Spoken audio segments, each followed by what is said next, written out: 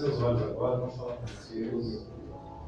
Senhor nosso Deus e nosso Pai, que através do teu Filho amado Jesus Cristo, nos colocamos diante de Ti. Queremos te agradecer, Senhor, por este momento, por esta noite, Senhor. Agradecer, Senhor, quão bom o Senhor está sendo para nós, Senhor, pelos seus cuidados, Senhor, pelos livramentos que o Senhor tem nos dado. Obrigado, Senhor, pela sua rica misericórdia em nossas vidas, ó Pai. Sabemos que não merecemos nada, Senhor, mas o seu amor tão grande por nós, ó Pai, tem nos alcançado. Senhor amado, peço ao Senhor que venha, Senhor, manifeste, Senhor, em cada coração da tua presença. Que o Senhor possa nos encher, meu Pai, do teu Santo Espírito, Senhor. Traz de novo, meu Pai, para o teu povo. Fortalece a tua igreja, Senhor. Que o Senhor esteja repreendendo, Senhor, do nosso meio, meu Pai, todo levante do inimigo, Senhor. De todo mal, toda doença, Senhor, toda enfermidade, que saia, Senhor, das nossas vidas. Que seja repreendido em nome de Jesus. Pai, alcança as nossas famílias, Senhor, que o Senhor possa estar trazendo a sua paz, a tua alegria, o teu grande amor, meu Pai. Ó Senhor Deus, receba, Senhor, o nosso louvor, a nossa adoração, Senhor. Que possa chegar a Ti, Senhor, suave e agradável, meu Pai. Pois tudo que fazemos, Senhor, é para Ti, tudo é por Ti, Senhor. Obrigado, Senhor, por essa noite de comunhão. Muito obrigado, Senhor. Que louvado e exaltado seja o Senhor. Em nome de Jesus. Amém. Glória a Deus.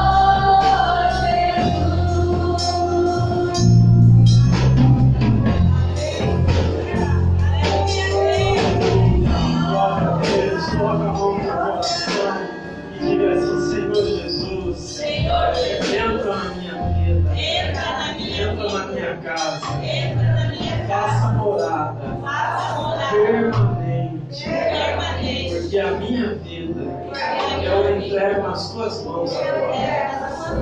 Venha e seja Senhor e Salvador da minha vida, agora e sempre. Amém. Quem crê pode aplaudir.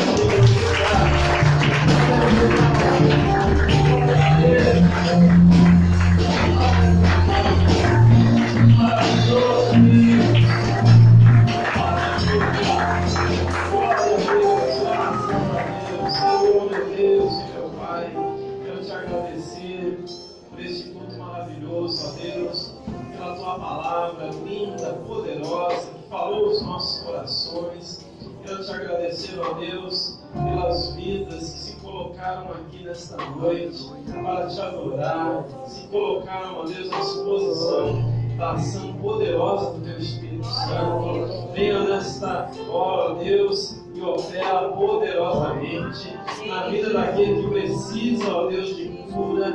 Opera, ó Deus, agora a cura física, a cura emocional, na vida daquele, ó Deus, que se encontra, meu Deus, às vezes magoado, entristecido, aborrecido. A Tua palavra diz: vinde a mim todos vós que estáis sobrecarregados, e eu vos aliviarei. Ah, Senhor, nós cremos no Evangelho, cremos no Teu poder, Senhor. Então venha, opera em cada vida, em cada pessoa, Senhor, despertando para uma vida contigo, para uma vida de adoração, para uma vida de serviço. Vem, ó Deus, e abençoa agora a Tua igreja, no nome de Jesus Cristo.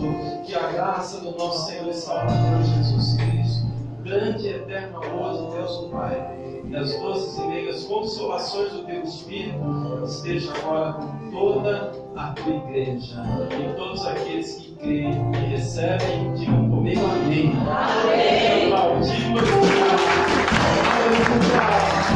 Glória a Deus. Aleluia. Glória a Deus. Aleluia.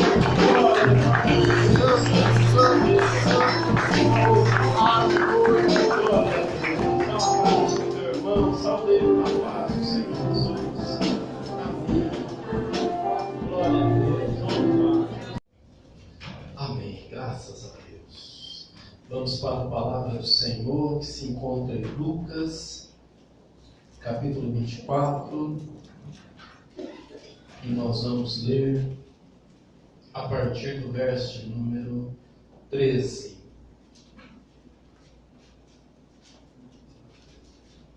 Lucas 24, 13.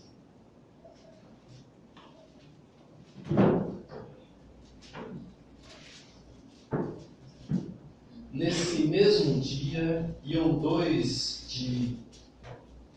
deles para uma aldeia chamada Emaús, que estava de Jerusalém 60 estádios, são 12 quilômetros. Iam falando entre si de tudo o que havia sucedido. Indo eles falando entre si e fazendo perguntas um ao outro, o próprio Jesus se aproximou e ia com eles. Mas os olhos deles estavam como que fechados, de sorte que não o conheceram. Então Jesus perguntou: que palavras são essas que, caminhando, trocais entre vós? Eles pararam entristecidos. Um deles, cujo nome era Cleopas, perguntou-lhe: és tu o único peregrino em Jerusalém que não sabe das coisas que aconteceram lá nestes dias? Perguntou ele: quais? Responderam eles: as que dizem respeito a Jesus de Nazaré, que foi profeta, poderoso em obras e palavras diante de Deus e de todo o povo, e como os principais sacerdotes e as nossas autoridades o entregaram para ser condenado à morte e o crucificaram. Ora, nós esperávamos que fosse ele quem redimisse a Israel. Mas agora, além de tudo isso, é já hoje o terceiro dia desde que essas coisas aconteceram. É verdade que algumas mulheres do nosso meio nos surpreenderam, foram de madrugada ao sepulcro, mas não acharam o corpo dele. Voltaram dizendo que tinham tido uma visão de anjos que dizem estar ele vivo. Alguns dos que estavam conosco foram ao sepulcro e acharam ser assim como as mulheres haviam dito, mas a ele não viram. Então Jesus lhes disse: ó nécios e tardios de coração, para crer em tudo o que os profetas disseram. Não era necessário que o Cristo padecesse estas coisas e entrasse na sua glória? E começando por Moisés e por todos os profetas, explicou-lhes o que dele se achava em todas as Escrituras. Quando se aproximaram da aldeia para onde iam, fez ele como quem ia para mais longe. Mas eles o constrangeram, dizendo: fica conosco, pois é tarde e o dia já declina. Então Jesus entrou para ficar com eles. Estando com eles à mesa, tomou o pão, abençoou, partiu e lhes deu. Abriram-se-lhes então os olhos e o conheceram, mas ele desapareceu de diante deles. Disseram um ao outro: não ardia em nós o nosso coração, quando pelo caminho nos falava e quando nos abria as Escrituras? Na mesma hora, levantando-se, voltaram para Jerusalém e encontraram reunidos os 11 e os que estavam com eles, os quais diziam: ressurgiu verdadeiramente o Senhor e já apareceu a Simão. Então os dois contaram o que lhes acontecera no caminho e como tinham reconhecido o Senhor quando ele partiu o pão. Amém? Pode se assentar. Glória a Deus, graças a Deus. Nós estamos vivendo a semana que antecede essa vitória maravilhosa, poderosa do Senhor sobre a morte. Jesus ele veio do seu ministério terreno e durante 3 anos e meio aproximadamente, ele realizou o seu ministério, ele ensinou a palavra. A Bíblia fala que ele estava todos os dias no templo, ensinando a palavra.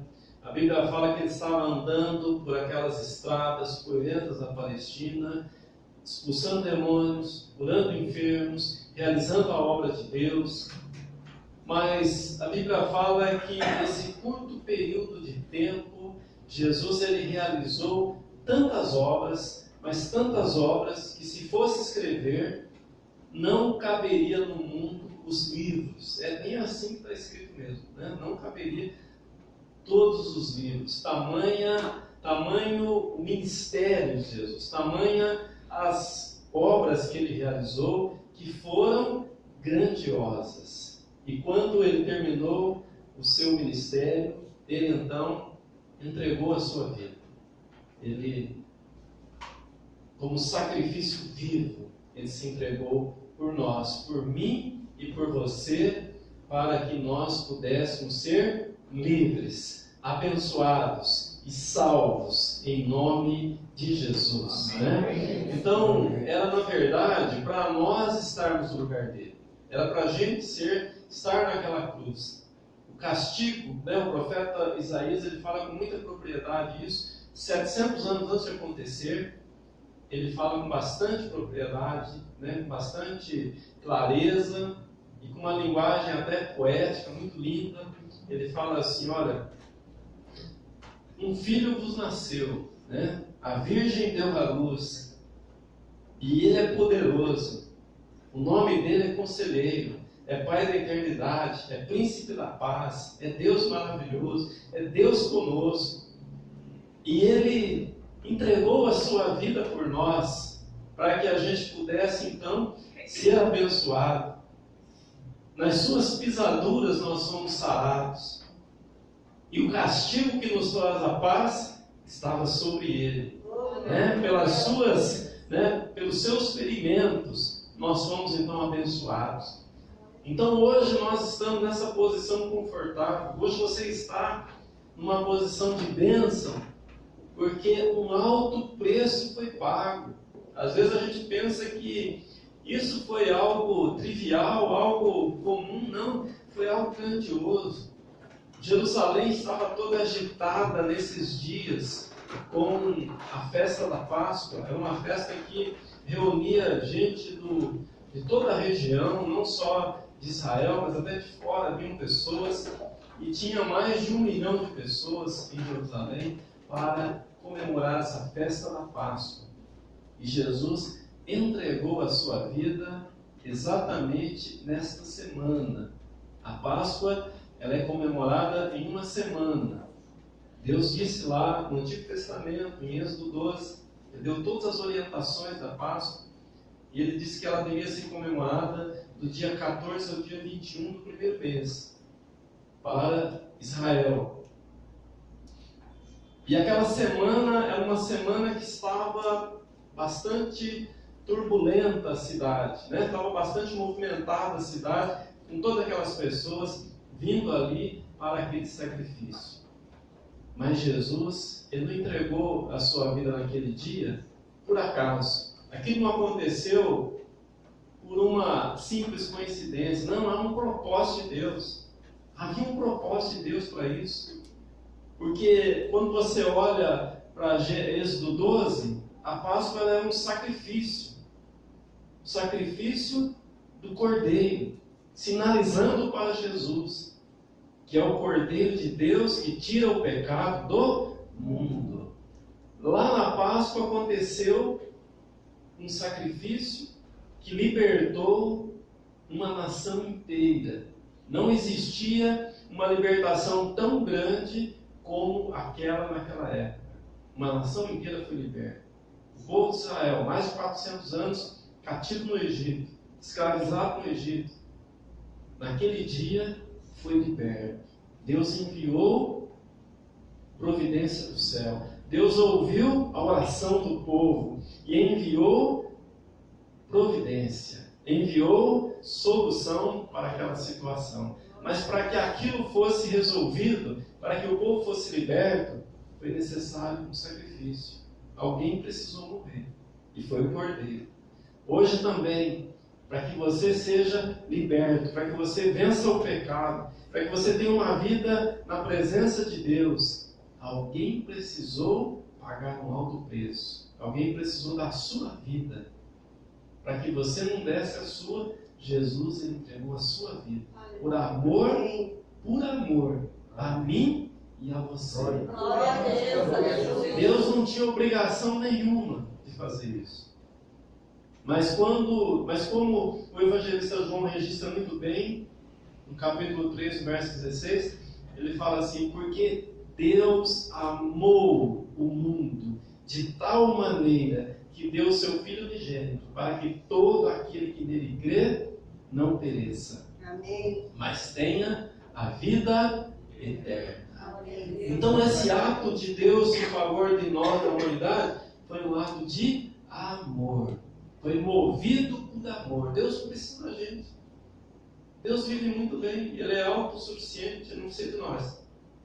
Mas por amor, movido por amor, Ele entregou a Jesus para que a gente pudesse ter vida, e vida abundante. Amém? Quem crê pode aplaudir. Amém. Glória a Deus. Graças a Deus. Graças a Deus. Então, nessa noite de comunhão, nós podemos aqui extrair uma lição muito importante desse texto. Né? Quando aqueles dois discípulos estavam a caminho de Emaús, eles estavam ali em Jerusalém, com certeza para celebrar a Páscoa, para participar de toda essa festividade. Mas ali, no domingo que todas essas coisas aconteceram, eles estavam voltando para a cidade deles, para a aldeia deles, né? Que distava de Jerusalém 12 quilômetros. E nesse caminhar que eles iam pelo caminho conversando sobre essas coisas que tinham acontecido, então quem que se aproxima deles? O próprio Jesus, ressurreto. O próprio Jesus se aproxima deles. E é interessante aqui a gente observar que às vezes a pessoa pensa, Jesus ele ressuscitou num espírito intangível. Ele era um ser como os anjos, né? De fato, era como os anjos, mas era mais do que isso, porque ele ressuscitou em carne, ele ressuscitou em corpo, de forma corpórea. Ele não ressuscitou como um fantasma, ele não ressuscitou como um ser abstrato. Não, ele ressuscitou exemplificando a nossa ressurreição quando Jesus voltar. Você sabia que a gente vai ser ressurreto com um corpo transformado, um corpo incorruptível? Parece até uma coisa de ficção científica, não parece? A pessoa, de repente, num piscar de olhos, nosso corpo é transformado. A morte já não existe mais, a velhice já não existe mais, as doenças já não existem mais, e a gente se vê eternamente jovem. Aleluia. Parece coisa impossível, mas para Deus não tem nada impossível. Amém. A sua palavra está ensinando isso, a palavra de Deus está afirmando isso, que os nossos corpos serão transformados num piscar de olhos, e nós seremos assuntos ao céu, e vamos encontrar com o Senhor Jesus nos ares, Amém. e viver com Ele para todo o sempre. Amém? Então nós não vamos lá nas bodas do Cordeiro comer um pedacinho de pão e um cálice do suco da uva, não. Lá nós vamos participar de uma festa, as bodas do Cordeiro. A igreja, que é a noiva do Cordeiro, vai se encontrar com o noivo. Amém, Jesus. Hoje o Espírito Santo está aqui com a igreja, adornando a igreja, preparando a igreja. Imagina aquela noiva que está se preparando para o encontro com o noivo, para o casamento. Glória a Deus. Ela está sendo adornada, está tudo sendo minuciosamente cuidado. O seu cabelo, as suas unhas, né? O seu vestido, a sua aparência, tudo está sendo milimetricamente cuidado, cuidadosamente feito para que ela se apresente de forma bonita, de forma gloriosa. Tanto é que quando a noiva entra para o casamento, ela é o centro das atenções, né? Ela está linda, ela está maravilhosa, porque ela foi adornada, ela recebeu joias, ela recebeu vestes novas, ela recebeu vestes limpas, sem manchas. Assim é a igreja. A igreja está sendo adornada, a igreja está sendo preparada, a igreja está sendo santificada, para que as nossas vestes não tenham nenhuma mancha, nenhuma mácula, mas sejamos limpos para o encontro com aquele que é limpo, com aquele que é santo, com aquele que é maravilhoso, com aquele que não tem pecado, com aquele que é completamente glorioso. Amém? Eles podem aplaudir. Aleluia. Glória a Deus. Graças a Deus. Então esses dois caminham rumo a Emaús, conversando sobre as coisas que tinham acontecido. E Jesus se aproxima deles e faz de conta que não está sabendo de nada. E aí é interessante o diálogo aqui, né? No capítulo 24 de Lucas. Verso 15. Indo eles falando entre si e fazendo perguntas um ao outro, o próprio Jesus se aproximou e ia com eles. Mas olha que interessante, os olhos deles estavam como que fechados, de sorte que não o conheceram. Diga assim, fechados. Fechados. Exatamente assim. Quando a gente está voltado para as preocupações desta vida, os nossos olhos ficam como que fechados para as coisas de Deus. Jesus estava do lado deles, mas eles não perceberam. Eles foram caminhando e não conseguiram reconhecer que era Jesus. Então você veja, Jesus estava ressurreto, mas ele estava num corpo como o nosso, normal, se a gente for observar, né? Não um corpo mortal, não um corpo corruptível, mas eu digo assim no sentido de aparência. Às vezes a pessoa pensa que ela vai, na eternidade, ela vai ver igual um fantasma, né? Vai estar flutuando pelas nuvens, né? igual aqueles fantasmas que a gente vê nos desenhos animados. Não, a gente vai estar com um corpo. Só que o nosso corpo não vai ser como o de hoje. Hoje a gente está limitado pelo tempo e pelo espaço. Hoje nós estamos limitados pelas leis da física, mas na eternidade, o novo corpo, nosso corpo vai ser igual ao de Jesus. Aleluia. Igual ao de Jesus. Os discípulos estavam com a porta trancadas. Jesus se pôs no meio deles. Quer dizer, é um corpo que atravessa a parede, né? Não impede, a parede não impede. Está livre desses impedimentos. Né? É um corpo que se transporta de uma forma muito rápida. Não depende mais do avião, não depende mais do carro, não depende mais de um transporte como hoje nós dependemos. Né? A gente vai ser transportado assim de uma maneira muito rápida e sobrenatural. Né? Então, Jesus se aproxima e eles não o reconhecem e eles ficam admirados de que Jesus não soubesse das coisas que estavam acontecendo. Como assim? Né? Não está sabendo o que aconteceu? Deu no Jornal Nacional, deu na internet, está todo mundo sabendo. Mas Jesus fala que não sabia, né? Não estava sabendo nada que estava acontecendo. Mas como? Tu és o único peregrino em Jerusalém que não sabe das coisas que aconteceram? E Jesus pergunta quais? E aí eles contam, né? O que tinha acontecido a respeito de Jesus. E aí eles vão contando, né? Tudo o que tinha acontecido. Mas chega no versículo de número 25. Então Jesus lhes disse: ó nécios, ó desprovidos de discernimento, ó ignorantes, né? É esse o sentido dessa palavra nécio, desprovido de discernimento, ignorante no sentido de não conhecer, né? Ó nécios e tardios de coração, para crerem em tudo o que os profetas disseram. Não era necessário que o Cristo padecesse estas coisas e entrasse na sua glória? E começando por Moisés e por todos os profetas, explicou-lhes o que dele se achava em todas as Escrituras.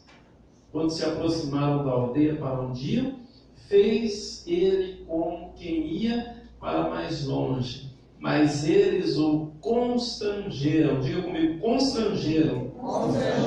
Dizendo: fica conosco, pois é tarde e o dia já declina. Então Jesus entrou para ficar com eles. Dá uma paradinha no 29, ele olha para mim. Olha, Jesus, ele não entra na vida de uma pessoa de forma intrometida, não. De forma deseducada, não. Nós precisamos convidá-lo. Nós precisamos constrangê-lo. Aqui a palavra foi forte, né? Constrangê-lo, Jesus, para entrar na casa deles. Às vezes a pessoa ela fica pensando que essas coisas de fé, essas coisas de Deus, isso daí acontece naturalmente na vida da pessoa. Não acontece naturalmente. Sabe o que acontece naturalmente na vida da pessoa? A tendência para o pecado. Isso acontece naturalmente. Sabe qual é a inclinação nossa como ser humano? Distanciamento de Deus. Essa é a inclinação nossa. Esse é o natural. O natural da nossa vida é a gente não querer as coisas de Deus. Isso é o natural. Isso é o homem natural. Mas a Bíblia fala que existe uma outra realidade para a gente viver. Uma outra realidade para ser vivida. E como que nós vivemos essa outra realidade do novo nascimento, de uma vida viva com Deus? Como que a gente vive isso? Quando nós buscamos, quando nós nos empenhamos, quando nós pagamos o preço para vivermos na vida com Deus. Não acontece como um passo de mágica. Não cai no nosso colo. É trabalhado, é buscado. A Bíblia fala que todo aquele que se esforça, ele entra no céu. Glória a Deus. O reino dos céus é ganho por esforço. Então não pense você que você vai ter uma vida cristã cheia do Espírito Santo e você vai ser sapatinho de fogo e vai gritar glória a Deus, aleluia. Naturalmente não vai. Você vai precisar investir tempo. Você vai precisar investir consagração. Você vai precisar investir jejum. consagração de vida, leitura da palavra, meditação na palavra. Vai ter que haver um empenho da tua parte. Jesus não ia entrar na casa deles. Ele fez menção que ia continuar com o caminho. Mas eles o constrangeram a entrar na sua casa. Nós também precisamos constranger o Senhor a entrar na nossa casa e ficar conosco. Como que a gente faz isso? Quando a gente quer que Ele entre, quando a gente faz questão que Ele entre. Para que Ele possa entrar na nossa casa, a nossa casa tem que estar limpa. Quem gosta de entrar numa casa suja aqui? Ninguém. Você já entrou numa casa suja? A gente não se sente bem, né? Se você entrar numa casa, está cheio de mosquito, cheio de mosca, aquela sujeira, né? A gente não se sente bem. Imagina o Senhor Jesus entrar no nosso coração, o coração está todo sujo, né? Todo marcado pelo pecado, marcado pela sujeira do mundo. Então é necessário que a gente se esvazie das coisas do pecado para que o Senhor entre, né, na nossa vida. E nós precisamos convidá-lo. Lá em Apocalipse diz que Ele está à porta, eis que Ele bate a porta. Se alguém abrir a porta, Ele entra e Ele vai cear com a pessoa. Amém. E a pessoa vai cear com Ele. Amém. Ele não arromba a porta, Ele bate na porta. Hoje, Jesus está batendo na porta de muitos corações. Muitos corações. Aqui na igreja, de mundo afora, está batendo na porta do teu coração. Você pode abrir? Pode. Mas se você não quiser abrir, também você não é obrigado. Mas quando você abre a porta e Ele entra, meu irmão, aí é bênção. Aí é vida nova. Aí é um compromisso com Deus. Aí a alegria de viver, né? Há desejo de servir a Deus, há um desejo de agradar a Deus, porque esse convidado, ele não vem para passar umas horas, ele não vem para ficar um dia, dois, ele vem para habitar para todo o sempre. A Bíblia diz que ele vem para habitar sempre na nossa vida. E quando ele habita na nossa vida, então a Bíblia fala: nós temos uma vida equilibrada. Nós temos uma vida que vence o pecado, que vence as trevas, que vence o engano do pecado, porque Ele está ocupando o nosso coração. Quando Ele ocupa o teu coração, não há espaço para o egocentrismo, não há espaço para a depressão, não há espaço para a tristeza, não há espaço para o rancor, não há espaço para as coisas deste mundo, porque Ele vem e Ele preenche toda a tua alma. Ele faz de você uma razão de ser vivida, uma vida nova, uma vida cheia de vida para viver na presença de Deus. Amém? Quem pode aplaudir, exaltar, aleluia, glória a Deus, graças a Deus. E no verso 30, ele entra na casa, estando com eles à mesa, tomou o pão e abençoou, partiu e lhes deu. E olha que interessante o verso 31. Abriram-se-lhe então os olhos e o conheceram, mas ele desapareceu de diante deles. No partir do pão, abriram-se os olhos. A comunhão com Jesus abre os nossos olhos espirituais. Glória a Deus, aleluia. Abre o nosso entendimento. A comunhão, o partir do pão, é muito importante na nossa vida de fé. Abriu os olhos e eles puderam reconhecer, né? E então, a partir do momento que ele foi reconhecido, ele desapareceu da presença deles.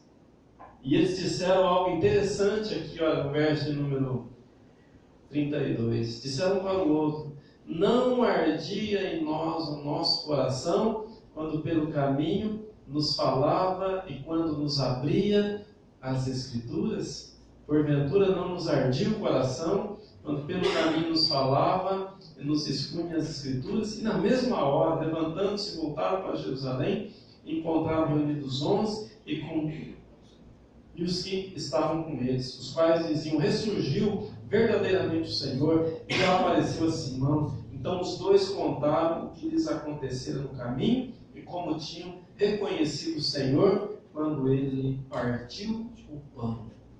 A comunhão abre os nossos olhos. A comunhão faz a gente reconhecer Jesus na nossa vida. Nunca fique fora da comunhão. Tem uma coisa impedindo a tua vida? Resolva isso. Resolva isso e venha para a comunhão com o Senhor. Às vezes a pessoa fala: eu vou ser crente em casa. Ilusão. Não dá para ser crente em casa. Não dá para ser crente fora da igreja. Jesus vem buscar a sua igreja. Diga assim comigo: Jesus vem buscar a sua igreja. E diga assim: eu sou igreja. Eu Deus vivo. Eu vou subir no arrebatamento. Amém. Pode aplaudir. Glória a Deus. Graças a Deus. Então aquilo que na nossa vida está pendente, está atrapalhando, resolve isso. E se estabelece nessa comunhão com Deus. E é isso que faz a gente ter visão espiritual. Os nossos olhos se abrem e a gente reconhece Jesus na nossa vida. Amém? Glória a Deus. Pode colocar em pé. Aleluia. Enquanto o louvor se prepara aqui, eu quero que você analise o teu coração, vê se existe algum impedimento. Coloque diante de Deus. Apresenta a Deus agora esse impedimento. E pede para o Senhor remover, retirar, arrancar do teu coração esse impedimento. Peça para o Senhor tratar a tua vida, para que você se torne um com Ele. Para que você viva esta unidade, esta comunhão com o Senhor. Como que isso começa? Entregando tua vida para Jesus, aceitando Ele como Senhor e Salvador da tua vida. E depois passando pelas águas do batismo. E depois fazendo parte da comunhão da igreja e a comunhão do corpo de Jesus. Aleluia. Glória a Deus. Senhor, meu Deus, meu Pai. Em nome de Jesus, eu apresento a Ti a vida daqueles que estão, meu Pai, com o desejo de ter uma vida contigo, de ter uma vida de comunhão, de pertencer ao Teu corpo. Meu Pai, se há algum impedimento, entra com providência agora, entra com o Teu poder agora, meu Pai. Remova, arranca, destrói, ó Pai, toda a barreira que o inimigo construiu.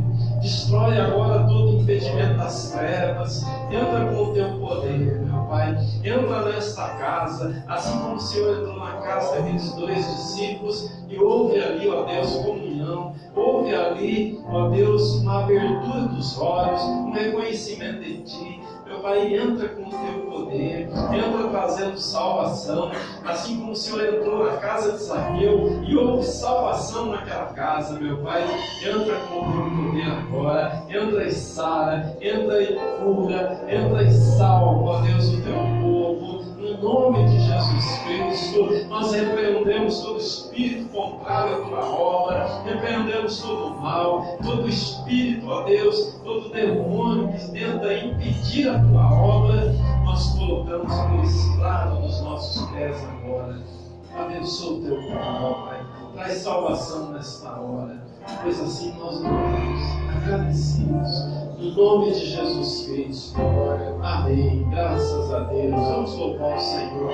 Amém.